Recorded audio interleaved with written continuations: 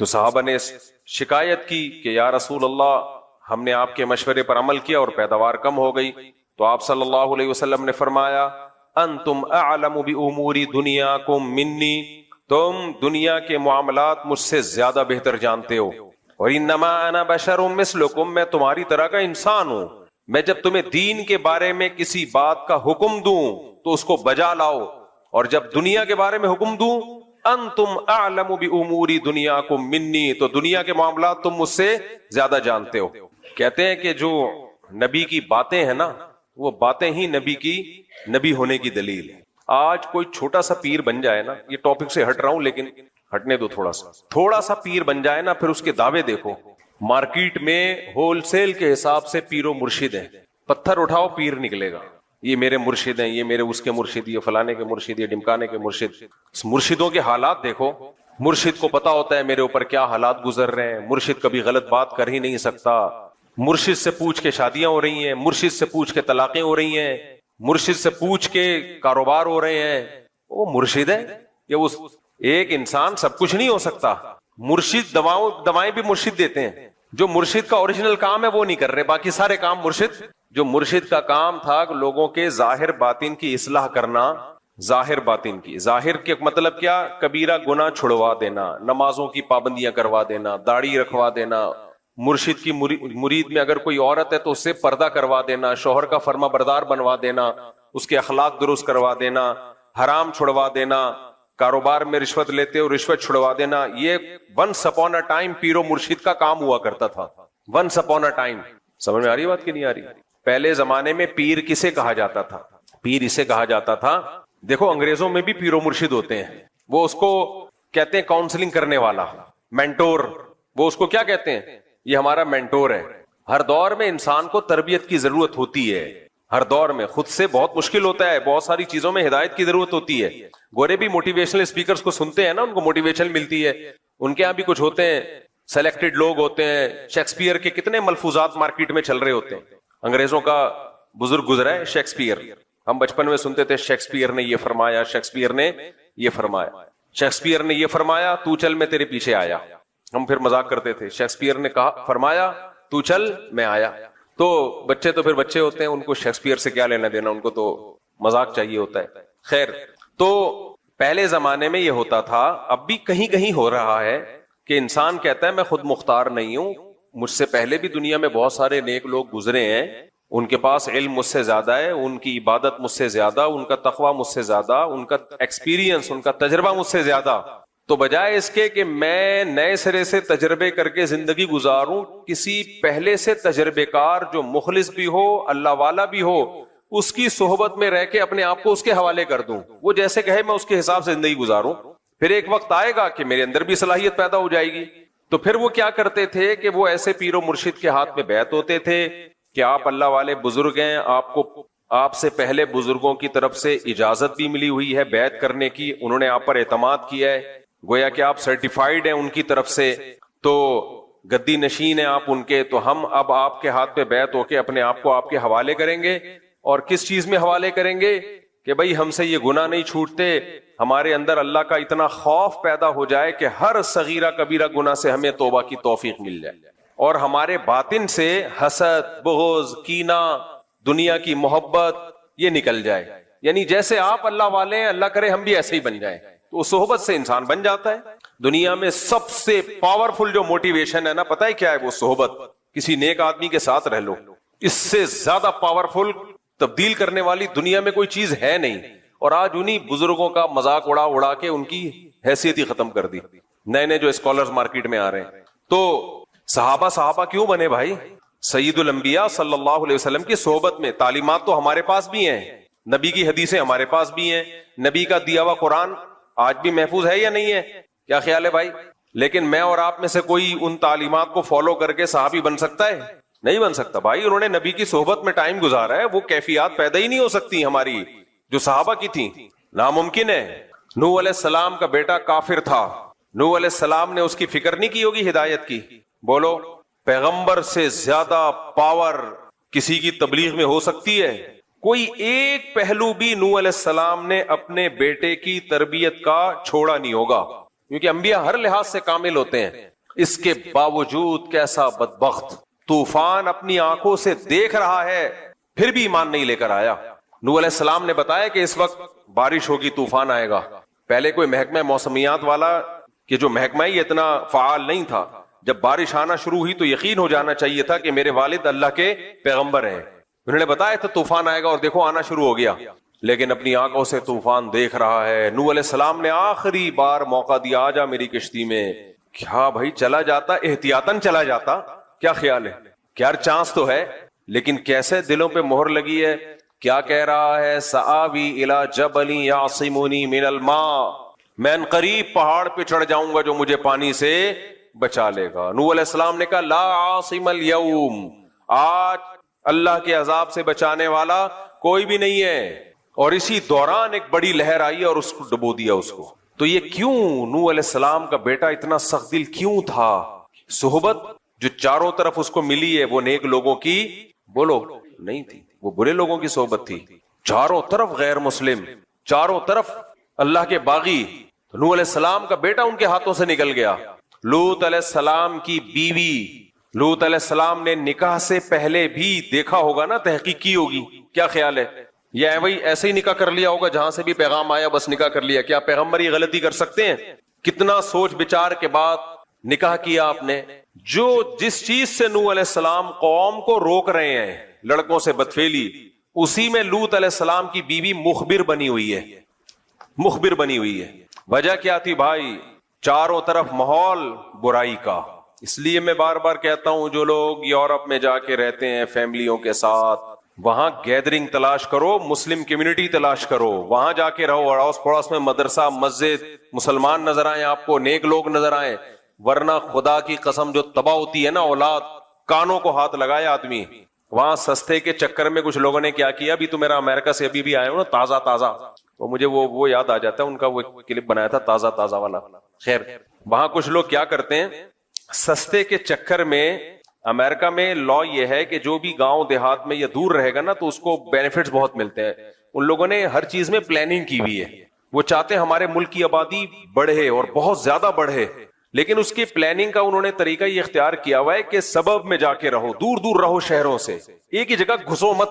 ہم ڈھاکہ گئے نا بنگلہ دیش میں, ماشاءاللہ بہت آبادی, لیکن اتنا چھوٹا شہر, اسی میں سب ہے. اب ایک فیملی کے 8-10 بچے پیدا ہوئے تو اوپر والے پورشن میں, اس کے مزید پیدا ہوئے تو اس سے اوپر والے پورشن میں, مزید ہوئے تو اور اوپر والے پورشن. ابے بھائی کیا معراج پہ جا رہے ہو, کیا کر رہے ہو, آسمان پہ جا رہے ہو کہ ستارے توڑنے کا ارادہ ہے؟ آبادی کو پھیلاؤ نا. اس کا نقصان کیا ہوتا ہے؟ حالانکہ بنگلہ دیش میں اسپیس بہت ہے, بہت اسپیس ہے بنگلہ دیش کے پاس, بہت خوبصورت کنٹری ہے, بھائی پھیلاؤ آبادی کو. لیکن یہ کام عوام کا نہیں ہوتا, یہ پلاننگ کس کی ہوتی ہے؟ گورنمنٹ کی. گورنمنٹ جب صحیح ہوتی ہے تو پلاننگ کرتی ہے پبلک کے لیے, تو سب خوش ہوتے ہیں. ہمارے یہاں گلستان جوہر میں دیکھ لو, کھارادر میں دیکھ لو, یہی ہو رہا ہے. بلکہ مجھے تو ایسا لگتا ہے کھارادر میں نیچے کو جا رہے ہیں, دھستا جا رہا ہے کھارادر, تو گھسے چلے جائیں گے, گھسے چلے جائیں گے. پھر میرے اوپر اعتراض کرتے ہیں کہ آبادی پہلے ہی اتنی بڑی ہوئی ہے, لوگوں کے پاس رہنے کی جگہ نہیں ہے, اور یہ مولوی کہتا ہے دے دنا دن بچے پیدا کرو. بھائی بچوں پیدا کرو, جگہ بہت ہے. آپ کا دماغ خراب ہے کہ ایک ہی جگہ پہ گھس رہے ہو. اب میں نے اللہ کا فضل سے, اب جب میرے اتنے سارے بچے ہیں تو ایک کمرے میں تھوڑی گھسڑے ہوئے ہیں سارے, میں نے ایک کمرے میں ان کو سب کو گھسیڑ دوں, یا 1-2 کمروں کے گھر میں 4 بیگمات اور 18-19 بچے گھسیڑ دوں, تو یہ اپنے ساتھ بھی ظلم ہوگا, ان کے ساتھ بھی ظلم ہوگا. پھیلاؤ بھائی, دور دور کرو, سستی جگہ لو, دور لو سستی جگہ. تو اب وہاں گورنمنٹ کیا کرتی ہے, کیونکہ گورنمنٹ وہ لوگ بہرحال اپنی قوم کے ساتھ خیر خواہ ہیں, وہ لوگ دوسروں کے ساتھ جیسے مرضی ہوں.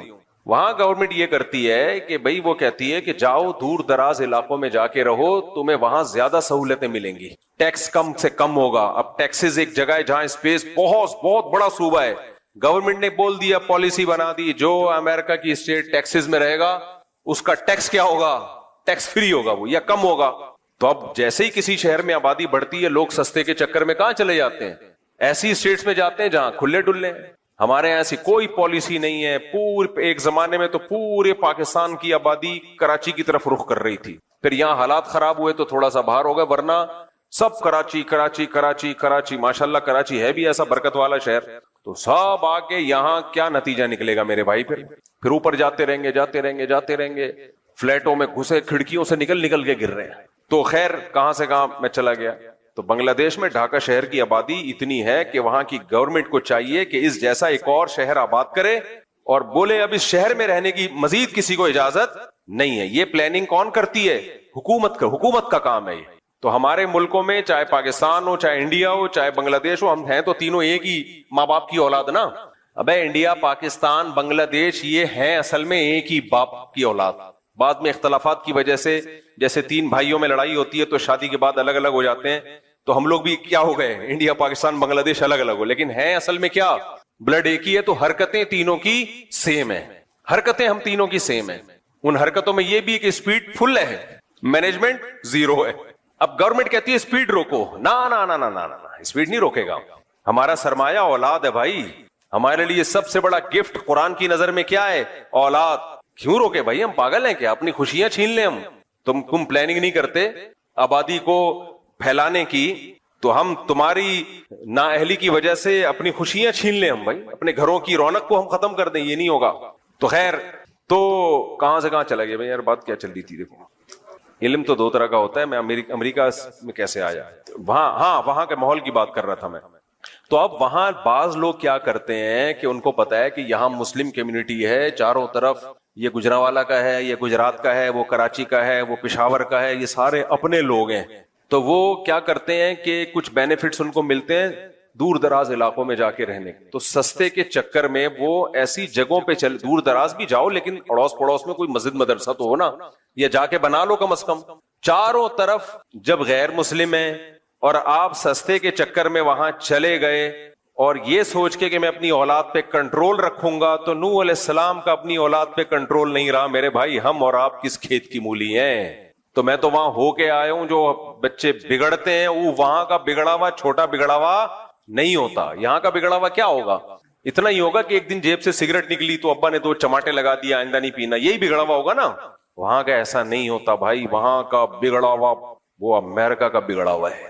امریکہ سمجھتا ہے کہ اگر ہمارا بگڑا ہوا تھوڑا بگڑا ہوا تو ہماری توہین ہے, ہم سپر پاور ہیں, تو ہمارا بگڑا ہوا بھی سپر ہونا چاہیے. چھوٹی موٹی چیزیں وہاں انسلٹ ہے اس قوم کی. وہاں شوہر بگڑ جائے, چھوٹا ہوا بگڑا ہوا نہیں ہوتا, وہ شوہر وہاں کا بگڑا ہوا ایسا خاندانی بگڑا ہوا ہوتا ہے. وہاں عورت بگڑ جائے, اف, تباہی ہے وہ. ابھی میں مثالیں کیا دوں کہ کیا بگڑتے ہیں وہاں پہ جو بگڑتے ہیں. آپ ایسا نہ ہو یہاں بھی وہ بگاڑ شروع ہو جائے, تو یہاں جو بگڑے ہوئے شوہر ہیں وہ سمجھیں گے کہ یار ہم تو بہت نیک ہیں, ہم تو اپنے آپ کو بگڑا ہوا سمجھ رہے تھے. تو بگڑا ہوا تو اس کو کہتے ہیں, وہ اور بگڑ جائیں گے. پھر وہاں کا بچہ جو بگڑا ہوا ہوتا ہے وہ بہت خطرناک بگڑا ہوا ہوتا ہے.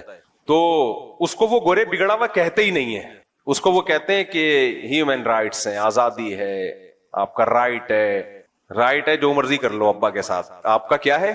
رائٹ. یعنی جمشید کے رائٹس اور ابا کے رائٹس برابر ہیں. پڑوس میں کوئی جمشید صاحب رہتے ہیں تو جو ان کے رائٹس ہیں وہی آپ کے ڈیڈی پاپا کے رائٹس ہیں. پڑوس میں کوئی انٹی رہتی ہیں, ان کے جو رائٹس ہیں وہی آپ کی مدر کے رائٹس ہیں.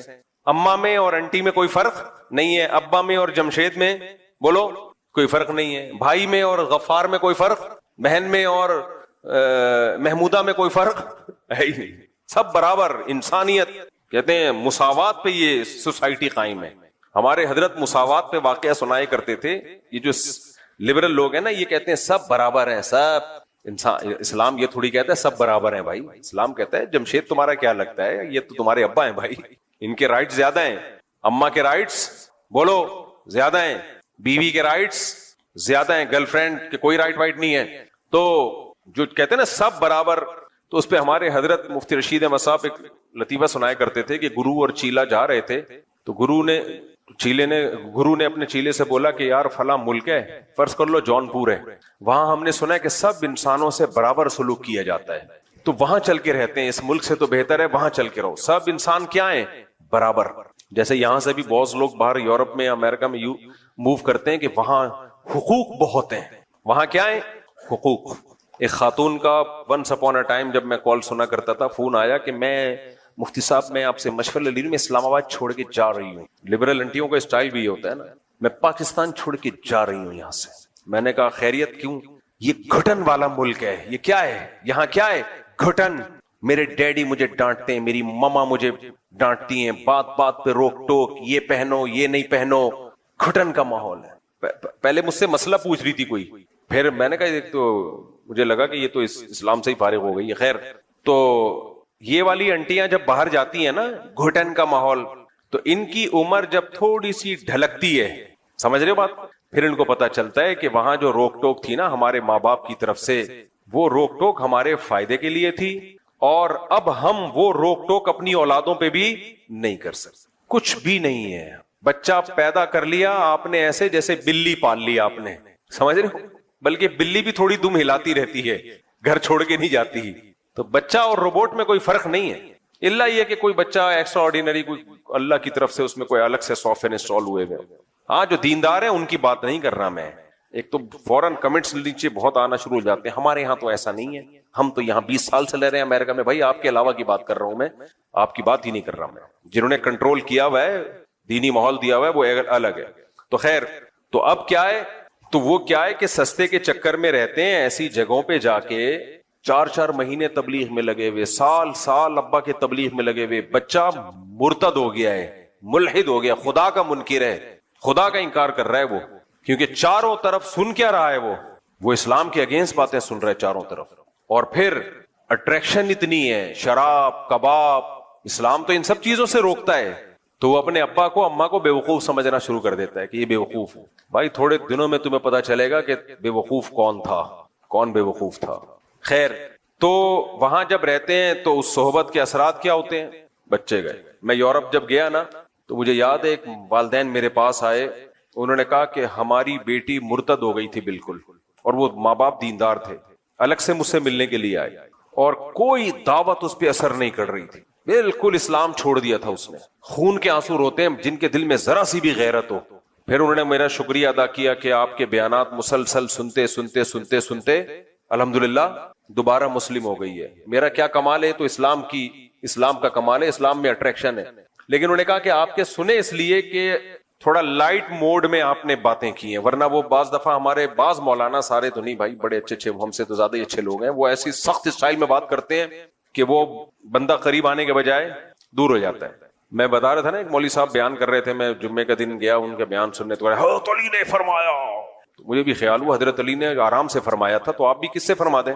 اتنی زور سے حضرت علی فرما سکتے ہیں؟ حضرت علی نے جتنا شائستہ لہجے میں، حضرت علی کے تو اخلاق مشہور ہیں بھائی، تو آپ بھی اتنا ہی آرام سے فرما دیتے. تو کبھی کبھار زور خطابت میں چیخنا چلانا بھی اچھا لگتا ہے کبھی کبھار، لیکن ٹاپک بھی ہونا وہ. تو ہمیشہ یہ جو دلائل کی بات آسان انداز سے ہی، مدلل انداز سے ہی ہونی چاہیے. خیر، تو نوح علیہ الصلوۃ والسلام، لوط علیہ السلام کی بیوی صحبت کی وجہ سے، ماحول کی وجہ سے خراب ہوئی. جب مجھے کہتے ہیں نا لوگ، مفتی صاحب میں لندن آیا تھا اپنی باپردہ بیوی کو لے کے، اس نے مجھے کہا کہ مجھے جاب کی اجازت دو، میں نے کہا چلو ٹھیک ہے. انسان تنگ نظر نہیں ہونا چاہیے، براڈ مائنڈڈ ہونا چاہیے. تو میں نے اجازت دے دی، اب وہ میرے ہاتھوں سے نکل گئی، وہاں کسی گورے پہ عاشق ہو گئی ہے. سب عورتیں ایسی نہیں ہوتی بھائی، بہت ساری نیک خواتین جاب کر رہی ہیں، لیکن بہت سی ہو بھی جاتی ہیں. تو میں اس کو مثال دیتا ہوں لوط علیہ السلام کہ بھائی پیغمبر اپنی بیوی کو نہیں بچا سکے یار، اور تو اس ماحول میں اجازت دے رہا ہے جا کے. یہ سارا مسئلہ کھڑا ہوتا ہے جب قناعت ختم ہو جائے، زیادہ کی ہوس. پہلے فیصلہ کرو کہ اگر سب کچھ پیسہ ہی ہے تو کمبختوں پھر شادی کرتے کیوں ہو؟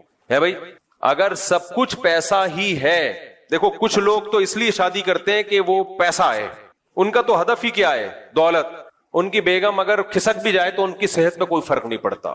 یہ ولاگر دیکھ لو نا، جب اپنی خوبصورت بیویوں کو لا کے دنیا کے سامنے رکھتے ہیں تو یہ کیوں رکھتے ہیں؟ اپنی بیویاں کیوں دکھاتے ہیں خوبصورت بیویاں ادھورے کپڑوں میں؟ پیسہ ہے تو ان کا مقصد ہی شادی سے کیا ہے؟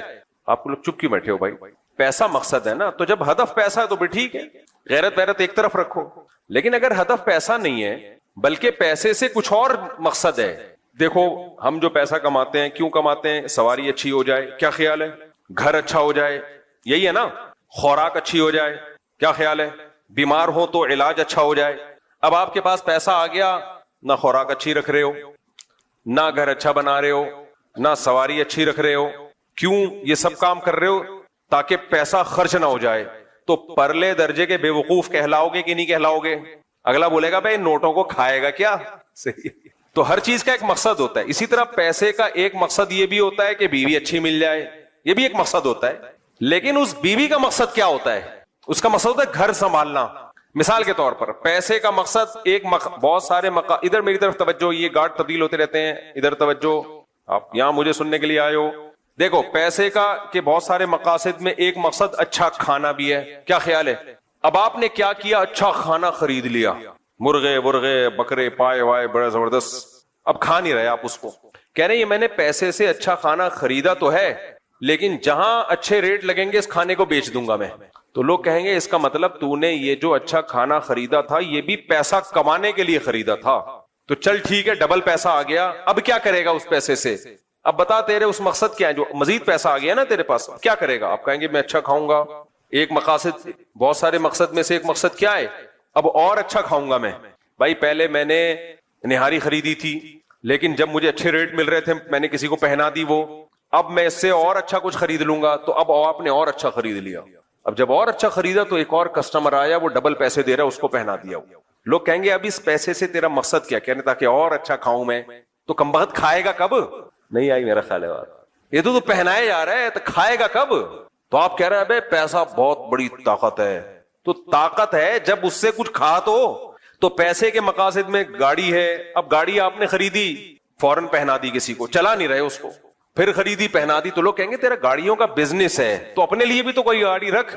اپنے لیے نہ تو گاڑی رکھ رہا ہے، نہ تو گھر بنا رہا ہے، نہ تو کھانا اچھا کھا رہا ہے. تو اس کا مطلب تو پیسے کو خدا سمجھتا ہے. تو خوب سمجھ لو، جیسے پیسے میں یہ ساری چیزیں مقصد ہوتی ہیں، تو پیسے سے ایک مقصد یہ بھی ہوتا ہے کہ شادی ہو جائے میری مناسب جگہ پر. غریب آدمی کو کوئی دیتا ویتا نہیں ہے آج کل، اور دے بھی دے تو خرچے پورے ہونا مشکل ہو رہے ہوتے ہیں اس کے لیے. تو آپ نے پیسہ کمایا کہ یار شادی ہو جائے گی، نفقہ آسانی سے اٹھا لوں گا میں. اب اس شادی جب آپ کی ہوئی ہے تو شادی سے جیسے کھانا جب آپ نے خریدا تھا تو اس کا مقصد کیا تھا؟ اس کو بیچنا یا کھانا؟ کھا نہیں رہے تو کس کام کا ہے وہ کھانا بھائی؟ تو ایسے جب آپ کی شادی ہوئی تو وہ کس کام کے لیے تھی؟ گھر بسانے کے لیے یا وہ بھی کمانے کے لیے؟ اگر اس کو بھی گھر سے باہر ہی بھیجنا تھا تو اس تکلف کی ضرورت کیا تھی یار تمہیں؟ مجھے لگتا ہے یا تو آپ پاگل ہو گئے یا میں پاگل ہو گیا ہوں، کیونکہ میں پوری دنیا میں جاتا ہوں تو میری سوچ کے خلاف ہی لوگ نظر آ رہے ہوتے ہیں. بیگم بھی جاب کر رہی ہے، شوہر بھی جاب کر رہا ہے، رات کو دونوں کی ملاقات کے سلسلے میں حاضر ہو جاتے ہیں. کوئی مجبوری ہو تو ایک الگ بات ہے بھائی، بھوکا مر رہا ہو تو ایک الگ بات ہے، لیکن تو پیسے والے لوگ یہ کام کر رہے ہوتے ہیں. ابے تو تم نے کیوں کیا؟ تو کمانے کے لیے کیا ہے تو وہی ہو گیا، کھانا خریدا اور کھانے کے بجائے بیچ دیا اس کو. اس کا مطلب تم نے خریدا تھا کھانے کے لیے نہیں بلکہ کمانے کے لیے خریدا ہے. تو یہ کمبختوں کو یہی نہیں پتا چل رہا کہ یہ ہوتی کیوں ہے شادی، کس سلسلے میں ہوتی ہے یہ. بھائی یہ اس سلسلے میں ہوتی ہے گھر سنبھالے، بچے پیدا کرے، وہ نسل بڑھائے آپ کی. وہی کام نہیں ہو رہا، باقی سارے کام عورت سے لیے جا رہے ہیں. تبھی شادی میں پہلے دیکھا جا رہا ہے کہ ڈاکٹر ہو اور انجینئر ہو اور فلانا ہو اور ڈمکانی ہو. پھر جب وہ جوتے لگاتی ہے نا شادی ہونے کے بعد تو کہتے ہیں میں نے تو بڑی پڑھی لکھی خاتون سے شادی کی. پڑھی لکھی ہونا بالکل ایک ڈفرینٹ چیز ہے، گھر سنبھالنا بالکل ایک ڈفرینٹ چیز ہے. اس کا پڑھائی سے کیا تعلق ہے؟ بایولوجی میں وہ اس نے یہ پڑھا کہ گھر کیسے سنبھالا جاتا ہے، بایولوجی کی کتابوں میں ہے بھائی. اب میڈیکل سائنس کی کتابوں میں شوہر کے حقوق نام کی کوئی چیز اس نے پڑھی ہے ڈاکٹر نے؟ مجھے وہی لگتا ہے یا تو آپ پاگل ہو گئے یا دونوں میں سے کوئی ایک پاگل ہے. مجھے ایک بات بتاؤ، وہ ڈاکٹر ہے، کرو ڈاکٹروں سے شادی کرو، منع نہیں کر رہا، ایجوکیٹڈ ہے، ہو سکتا ہے کچھ کبھی بیمار ہو گئے تو آپ کبھی کوئی ٹیکا ویکا لگا دیں. تو سوال پیدا، دوبارہ سوال دوہرا دوں، سوال یہ پیدا ہوتا ہے کہ میڈیکل سائنس میں اخلاق سکھائے جاتے ہیں، شوہر کے حقوق. گھر آپ نے جب نکاح کیا تو گھر چلانے کے لیے، گھر چلانے کے لیے دوبارہ سے اس مقصد کو، تب مقصد نظر سے اوجھل ہونا شروع ہو جاتا ہے لوگوں کو. مقصد کیا ہوتا ہے؟ دماغ سے اوجھل. لوگ بھول ہی گئے ہیں کہ یہ کس سلسلے میں یہ کام شروع ہوا تھا. ونس اپون اے ٹائم اتنا پروپیگنڈا ہو گیا ہے نا. آپ نے جب نکاح کیا تھا تو پہلے سوچ لیا کرو میں یہ کام کیوں کر رہا ہوں. اس لیے کر رہا ہوں کہ گھر چلے. تو گھر چلنے کے لیے، گھر بھی ایک چھوٹی سی ریاست ہوتی ہے، کیا خیال ہے، جس میں شوہر سربراہ ہوتا ہے، باقی سب لوگ کیا ہوتے ہیں؟ ماتحت ہوتے ہیں. اور ان ماتحتوں میں ابھی نسل تو بعد میں آئے گی، سب سے پہلے ماتحت کون ہوتا ہے؟ بیگم ہوتی ہے. تو اس کو پتا ہونا چاہیے کہ سربراہ کے کیا حقوق ہیں، کیا خیال ہے؟ اور آپ کو پتا ہونا چاہیے کہ اس کے کیا حقوق ہیں، پتا ہونا چاہیے کہ نہیں ہونا چاہیے؟ اچھا، اور پھر گھر میں اچھا ماحول بنے تو شکر گزاری کا جذبہ وغیرہ وغیرہ. یہ تو پوری لمبی چوڑی ڈیٹیل ہے، یہ میرا ٹاپک نہیں ہے. تو بیچ میں گریبی آ گئی. میں امریکہ میں گریبی کہہ رہا تھا، وہ امریکن جو وہیں پیدا ہوئے نا پاکستان میں، کہتے ہیں گریبی کیا ہوتی ہے. میں نے کہا کراچی چھوڑ دیا، گئے کام سے. جس کو گریبی کا نہیں پتا اس کو کیا فائدہ یار زندگی. یہ نقصان ہوا ہے کراچی چھوڑنے کا. گریبی بھول گئے، گریبی بھول گئے، پتلی گلی بھول گئے. بھائی قرضہ ہم جب لیتے ہیں تو جب بندہ لینے کے لیے آئے تو ہم کہاں سے نکلتے ہیں؟ پتلی گلی سے نکلتے ہیں نا. بھول گئے سب پتلی گلی کیا ہوتی ہے. وہاں ہے پتلی گلی ہے ہی نہیں لہذا قرضہ لے کے بھاگنے کا چانس ہے ہی نہیں. خیر ہمارے یہاں جب تبلیغ والے گشت کے لیے جاتے ہیں نا تو بھی کہاں سے نکلتا ہے وہ بندہ؟ پتلی گلی سے. گندی گلی بھی کہتے ہیں اس کو پتلی. سارے محلے والے اس میں اوپر سے کچرا ڈال رہے ہوتے. خیر تو دوبارہ میں اسی بات کی طرف آتا ہوں. اب ڈاکٹر چاہیے مجھے, انجینئر چاہیے مجھے, فلانی چاہیے مجھے, ڈمکانی چاہیے. کمبخت تو کیوں کر رہا ہے یہ سب کچھ؟ گھر چلانے کے لیے اگر چاہیے تو بایولوجی کی کسی کتاب میں گھر چلانے کا طریقہ, میڈیکل سائنس کی کسی کتاب میں گھر چلانے کا طریقہ نہیں لکھا ہوا. یہ پڑھا ہی نہیں ہے اس نے, تو گھر چلے گا کیسے؟ پہلے زمانے میں بہشتی زیور دیے جاتے تھے. مولانا شرف علی تھانوی رحمہ اللہ نے بچیوں کے لیے کتاب لکھی تھی, اس میں گھرداری, تبھی طلاقیں کم ہوتی تھیں. بہشتی زیور جب نہیں تھی تو اس سے پہلے فارسی بھی جو رائج تھی اس میں کتابیں تھیں, ہر بچی کو دی جاتی تھی یہ بہشتی زیور پڑھو تاکہ گھر چلانا ہے تمہیں. انگریز جب آیا تو بہشتی زیور جیسی کتابیں تو ختم ہو گئیں, تو ان کے پاس تو کوئی ایسی کتاب ہی نہیں تھی, لہذا انگریزوں کے گھر تو تباہ ہو گئے. میرے سامنے نا بڑے لوگ فنٹر بنتے ہیں, کہتے ہیں نہیں وہ تو بڑے وفادار ہوتے ہیں ان کے گھر تباہ نہیں ہوتے. بھائی گھر بناتے کمبخت بڑھاپے میں ہیں تو تباہ ہونے کے لیے کچھ ٹائم تو چاہیے نا. اب بڈھا بڈھی کیا تباہ کریں گے؟ وہ 18 سال میں شادی کرو پھر گھر چلا کے دکھاؤ ہمارے لونڈے لپاڑوں کی طرح. ہمارا نوجوان جب اس کا ٹیسٹوسٹیرون لیول بالکل ہائی پہنچا ہوا ہوتا ہے نا, اس وقت وہ شادی کرتا ہے اور بیوی سے وفا کرتا ہے. دادا نانا بن کے مرتا ہے وہ, گورا یہ ظرف دکھا دے. اور عورت بھی وفا کرتی ہے اپنے شوہر کے ساتھ, ان میں نہیں ہے یہ ظرف. وہ سارے ادھر ادھر سب سارے تجربے کر کے 50 55 60 سال میں جا کے بھی سب نہیں کر رہے ہوتے. کچھ لوگ کہتے ہیں چلو شادی بھی کر لیتے ہیں, گھر بھر ان کا ہے ہی نہیں, تو وہ کہاں سے کتابوں میں پڑھائیں گے بھائی گھر کیسے بچایا جاتا ہے, گھر چلانے کے سسٹم کیا ہوتا ہے. اب ہمارے یہاں مسلمانوں میں بھی یہ چیزیں آ رہی ہیں. ان مسلمانوں کو کمبخت نہیں کہنا چاہیے, ان بیچاروں کو یہ پتہ ہی نہیں چل رہا کہ یہ اللہ نے یہ نظام بنایا کیوں ہے. تو کہہ رہے ہوتے ہیں ہمیں ڈاکٹر چاہیے, ہمیں فلانی چاہیے. بھائی انسان کی بچی ہونی چاہیے. مرد میں تو پھر بھی یہ ضروری اس لیے ہے کہ وہ کماتا ہے تو کچھ ہوگا, ہنر تو کمائے گا نا. عورت میں تم نے کیا کرنا ہے؟ باقی تعلیم دو عورت کو 100 دفعہ دو, ہم نے منع نہیں کیا, لیکن گھر اس تعلیم سے نہیں چلے گا, یہ ذہن میں رکھنا. بچیوں کو ڈاکٹر بھی بناؤ, انجینئر بھی بناؤ, سائنٹسٹ بھی بناؤ, 100 دفعہ بناؤ, ہم اس کے خلاف نہیں ہے. لیکن یہ توقع مت رکھنا کہ یہ سائنٹسٹ بن جائے گی یا انجینئر بن جائے گی یا ڈاکٹر بن جائے گی تو یہ گھر اچھی طرح چلائے گی, بچوں کی اچھی تربیت کر لے گی. یہ دماغ خراب ہے. ہماری مائیں اور جو پہلے مائیں گزری ہیں ان کے گود سے جو بچے پیدا ہوئے ہیں وہ بہت باصلاحیت بچے پیدا ہوئے ہیں, علماء صلحاء اور بڑے بڑے لوگ پیدا ہوئے ہیں. وہ ان کے پاس یہ نالج نہیں تھی, اور بہشتی زیور پڑے ہوئے ہوتے تھے. انہوں نے, سمجھ رہے ہو, چند اخلاقی چیزیں ان کو معلوم ہوتی تھیں جو آج کی نئی جنریشن کو یہ معلوم نہیں ہے. حیض و نفاس تک کے تو مسائل, طہارت کے احکام تک نہیں آتے آج کل بچیوں کو. بلکہ نہ صرف یہ کہ ان کے پاس گھر چلانے کی صحیح تعلیم نہیں ہے, بلکہ الٹا غلط تعلیم ہے, گھر تباہ کرنے کی تعلیم ہے. میرا جسم میری مرضی, یہ والی تعلیم ہے ان کے پاس. شوہر نے اگر تھپڑ لگا دیا, غلط لگایا, تو تم بھی جواب میں آگے سے اسی طرح کھینچ کے چماٹا اس کے منہ پہ چپکا دینا. یہ والی ایجوکیشن ہے جو کہاں دی جا رہی ہے؟ یونیورسٹیوں میں دی جا رہی ہے. ساس کی ذرا بھی خدمت نہیں کرنا. ساس کون ہوتی ہے تمہیں کچھ کہنے والی؟ یہ والی تعلیم کہاں پڑھائی جا رہی ہے؟ بولتے کیوں نہیں یار, چپ کیوں بیٹھے ہوئے ہو؟ یہ ہے یونیورسٹی. حالانکہ یہ کتاب میں نہیں لکھا ہوا ہوتا, لیکن یہ پروفیسر صاحب غریبی میں, جیسے میں بہت ساری چیزیں بیان کے دوران غریبی میں چلا رہا ہوتا ہوں, تو پروفیسر صاحب تعلیم کے ساتھ ساتھ یہ چیزیں کیا چلا رہے ہوتے ہیں؟ غریبی میں. کیونکہ اس کی اپنی بیوی بیچارے کی وہ یہی کچھ کر رہی ہوتی ہے اس کی اماں کے ساتھ, اور اس پہ خوش بھی ہوتا ہے وہ. خیر, تو اس کو نہ صرف یہ کہ صحیح تعلیم نہیں دی جا رہی, بلکہ باقاعدہ غلط تعلیم دی جا رہی. تو پھر جو تباہی گھروں میں پھیلے گی وہ تو ہوگی نا. ابھی آئے ہوئے تھے 1.5 مہینہ پہلے ایک صاحب, کسی کو نہیں پتا چلے گا کس کی بات کر رہا ہوں, بہت کروڑ پتی آدمی ہیں, بڑی ملیں ان کی, ان کو بھی شوق تھا ایجوکیٹڈ. میں نے کہا پہلے اخلاق دیکھو. نہیں ایجوکیٹڈ جب کر لی, اس کے بعد جو ان کا سر گنجا کیا ہے نا, تو بجائے بال لگوانے کے وہ میرے پاس آ گئے. بال دائرہ کس لیے لگوانے نہیں گئے کہ ان کو پتا تھا کہ بال لگوا کے دوبارہ میں نے شادی کی تو دوبارہ یہ کیا ہو جائیں گے, گر جائیں گے. انہوں نے کہا پہلے اس کا کوئی پائیدار حل ہو جائے کہ دوبارہ نہ گرے. تو کہنے لگے وہاں تو علیحدگی ہو گئی ہے, تو اب کوئی ایسا رشتہ بتا دیں جو بالکل, مجھے تعلیم نہیں چاہیے, شریف شرفا قسم کی گھرداری, گھر چلانے والی لڑکی ہو. میں نے کہا بھائی میں تو رشتے کراتا نہیں ہوں, لیکن دیر آئے درست آئے. ہاں ایک چیز میں نے ایڈ کر لی, میں نے کہا یہ شرط نہ لگا یہ تعلیم یافتہ نہ ہو. یہ بھی غلط شرط ہے. تعلیم یافتہ ہو یا نہ ہو, اس سے یہ دوسرے درجے کی چیز ہے. پہلے کیا ہو؟ گھر چلانا جانتی, پھر بے شک تعلیم یافتہ بھی ہو, اچھی بات ہے, پھر نور علا نور, گھر تو آئے پہلے.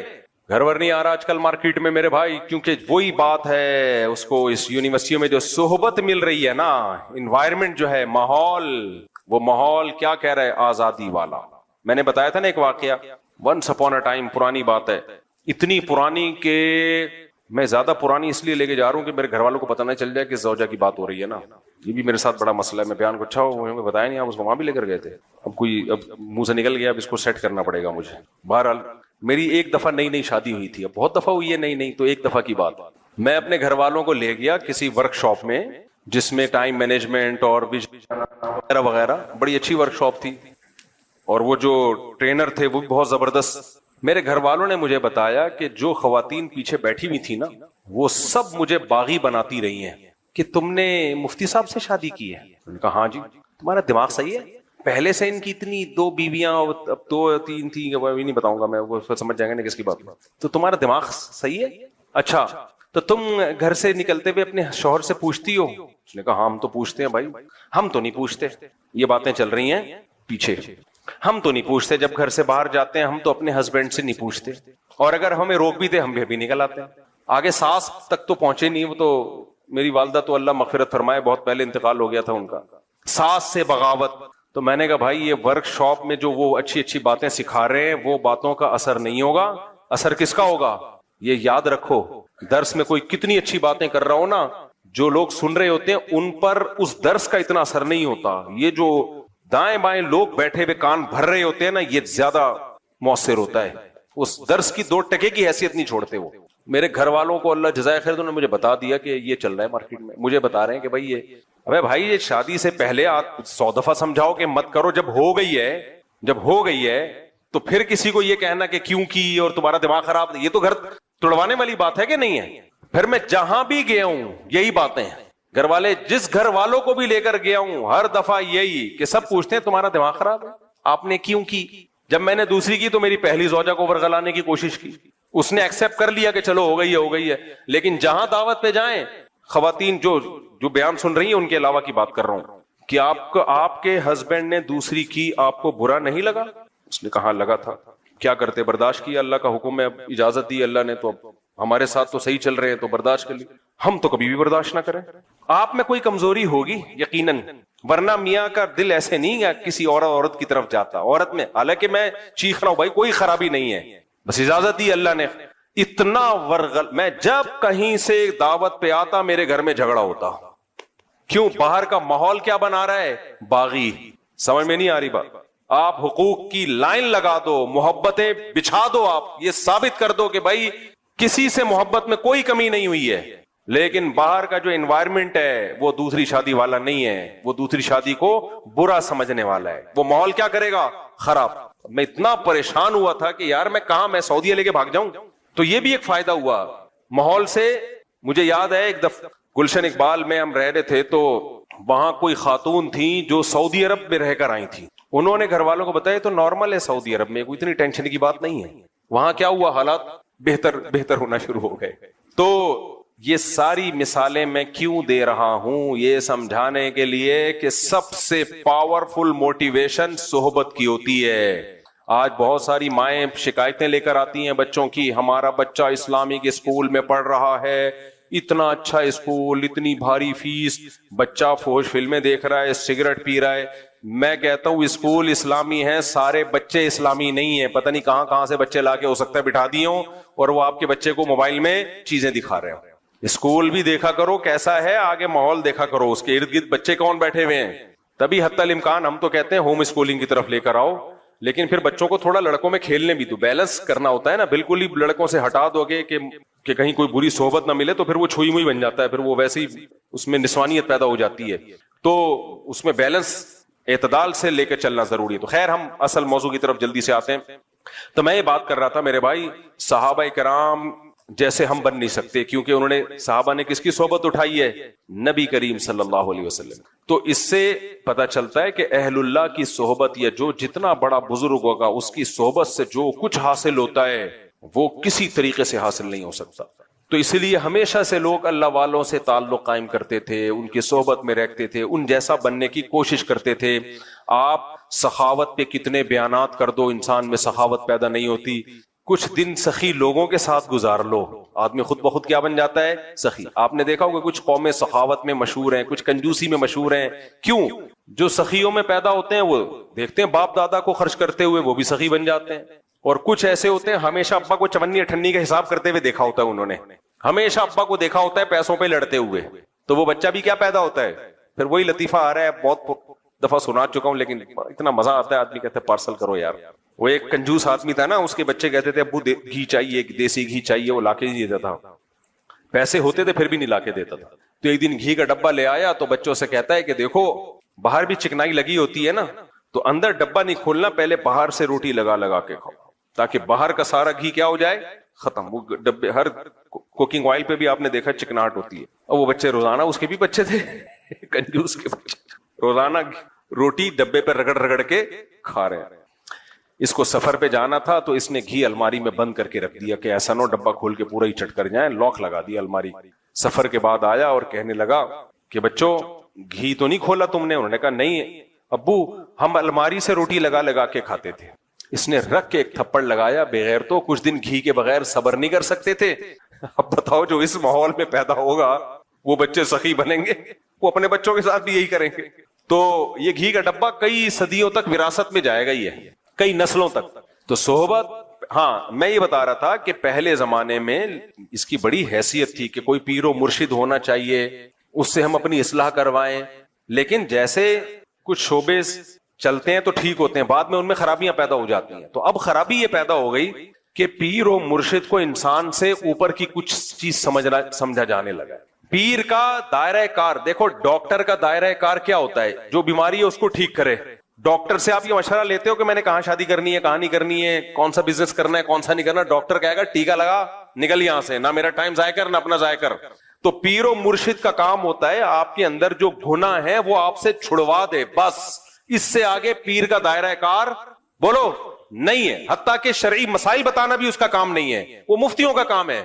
لیکن آج کل جو مارکیٹ میں پیر آ رہے ہیں، میجورٹی، سب نہیں، بہت سے اچھے بھی ہیں الحمدللہ، میجورٹی کیا ہے؟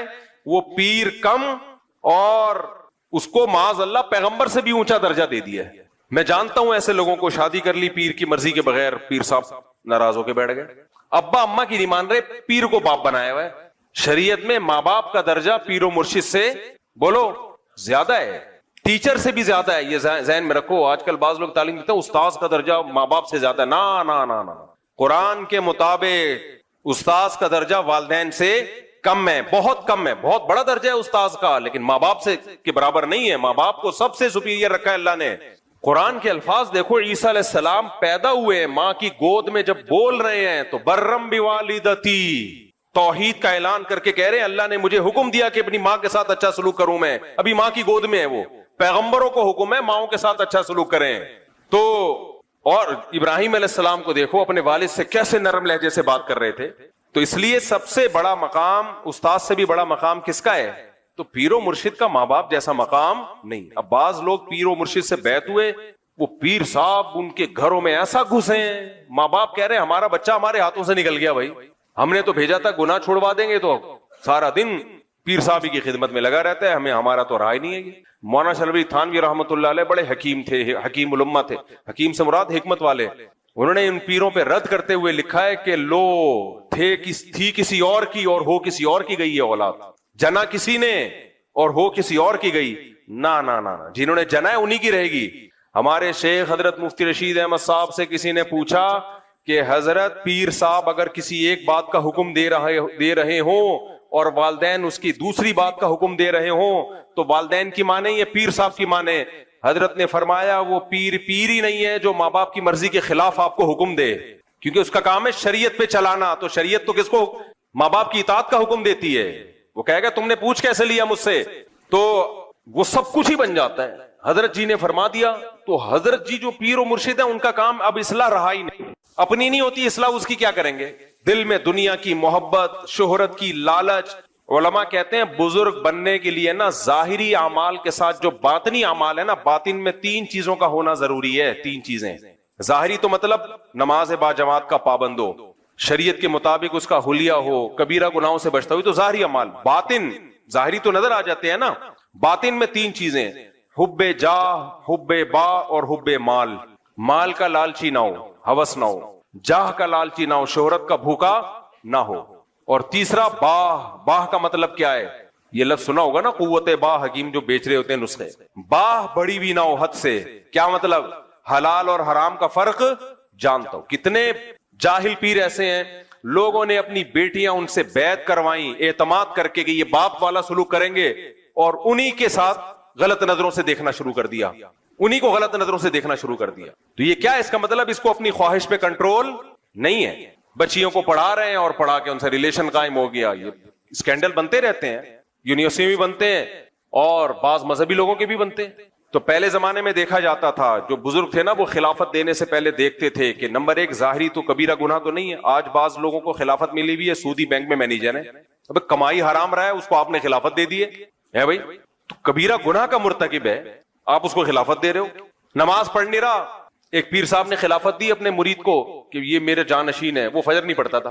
ہم نے کہا حضرت یہ تو فجر کی نماز ہی نہیں پڑھتا, چلو ایک آدھ دن ہوتا ہے, 2 دن ہوتا ہے, 15 دن شارٹ. انہوں نے کہا انشاءاللہ اللہ توفیق دے گا, پڑھ لے گا. ابے تو جب توفیق دے گا تو پھر خلافت دے دینا نا. جو نماز نہیں پڑھ رہا وہ دوسروں کو کیا نمازی بنائے گا؟ یا تو کوئی شرعی عذر ہے تو وہ پیش کرے بھائی, کوئی شرعی عذر ہے تو. یہ تو ظاہری اعمال ہے. اور باطن میں شہرت کا بھوکا نہ ہو, دنیا کو مسافر خانہ سمجھتا ہو, دل میں یہ ہو اس کے. دنیا جس کے پاس دولت ہے تو یہ مطلب نہیں کہ دنیا کو مسافر خانہ نہیں سمجھتا. سلیمان علیہ السلام کے پاس تو بے پناہ لگژری لائف تھی, مگر پھر بھی دنیا کو کیا سمجھتے تھے؟ مسافر خانہ. میرے شیخ و مرشد حضرت مفتی رشید احمد صاحب کے پاس بہت لگژری لائف تھی. آپ کی ایسی خوبصورت گاڑی کویت کے شہزادے سے خریدی تھی آپ نے. کوئی ان کی زندگی دیکھ کے کہتا کہ یہ تو معاذ اللہ عیاش ہیں, لیکن ہم ان کی صحبت میں رہے, پتہ ہے کہ ان کے دل میں دنیا کی محبت نہیں تھی. وہ دنیا کو مسافر خانہ. مسافروں میں بھی تو کوئی بزنس کلاس میں سفر کرتا ہے, کوئی اکانومی میں سفر کرتا ہے. کہتے ہیں بھائی جب اللہ نے پیسہ دیا تو بزنس کلاس میں سفر کرو, اچھی گاڑی رکھو. محبت نہیں تھی دل میں. محبت کا پتہ کیسے چلتا ہے؟ اب آپ کہو گے پتہ کیسے چلے گا؟ پتہ ایسے چلے گا, چھن جانے پہ غم کتنا ہوتا ہے. ہمارے حضرت کے لاکھوں روپے ڈوب گئے ایک بزنس میں, کہتے ہیں میرے دل پہ ایک بال نہیں آیا. اور جب الائنس والوں کا ایک بزنس ہوا تھا تو بہت سے لوگ ہارٹ اٹیک سے مر گئے تھے. حضرت نے ان کا نام رکھ دیا تھا شہدائے الائنس, یعنی ان کا پیسہ ڈوبا اور شہید ہو گئے. اس سے کبھی بھی اندازہ نہ لگایا کرو کہ کوئی بزنس کلاس میں سفر کر رہا ہے یا بڑی گاڑیوں میں گھوم رہا ہے تو یہ دنیا کی محبت اس کے دل میں ہے. نا, ایسے تو آپ دھوکہ کھا جاؤ گے بھائی. آپ تو سلیمان علیہ السلام کی شاہی زندگی دیکھو گے تو آپ سمجھو گے یہ پیغمبر بھی معاذ اللہ دنیا پرست ہے. نا, دنیا پرستی کا پتہ دل کی کیفیت ہے. اس سے پتہ چلتا ہے کہ اگر یہ چھن جائے تو اس کو غم کتنا ہوتا ہے. اہل اللہ والوں کو وہ غم بہرحال نہیں ہوتا جو دنیا پرستوں کو. تو کہتے ہیں مسافر خانہ ہے, مل جائے ٹھیک ہے, نہیں تو کیا ہے, جیسے بس میں سفر کر رہے ہوتے ہو, سیٹ مل جائے کھڑکی والی خوش ہو جاتے ہو, نہیں تو پائیدان پہ لٹک کے بھی سفر ہو جاتا. اب آپ نے کہا وہ کھڑکی والی سیٹ پہ بیٹھا ہوا اتنا, اس کا مطلب یہ دنیا پرست ہے, اس کو یہ مسافر خانہ نہیں سمجھتا. نہیں بھائی, اس کو یہ سیٹ نہ ملتی تو پائیدان پہ لٹک کے سفر کر کے بھی اسی طرح گنگناتا ہوا جاتا. یہ تو ہم نے دیکھا ہے اللہ والوں کو پیسہ چھین بھی جائے, کہتے چلو یار آنے جانے والی تھی. دنیا دار آدمی تو مر رہا ہوتا ہے, اور اللہ والوں کے پاس جتنا پیسہ ہوتا ہے ان کے صدقات و خیرات آپ کے ہوش اڑا دے, اور جتنا ان کے پاس ہو سکتا ہے اتنا نہیں ہوتا, ہو اس سے بھی زیادہ سکتا ہے.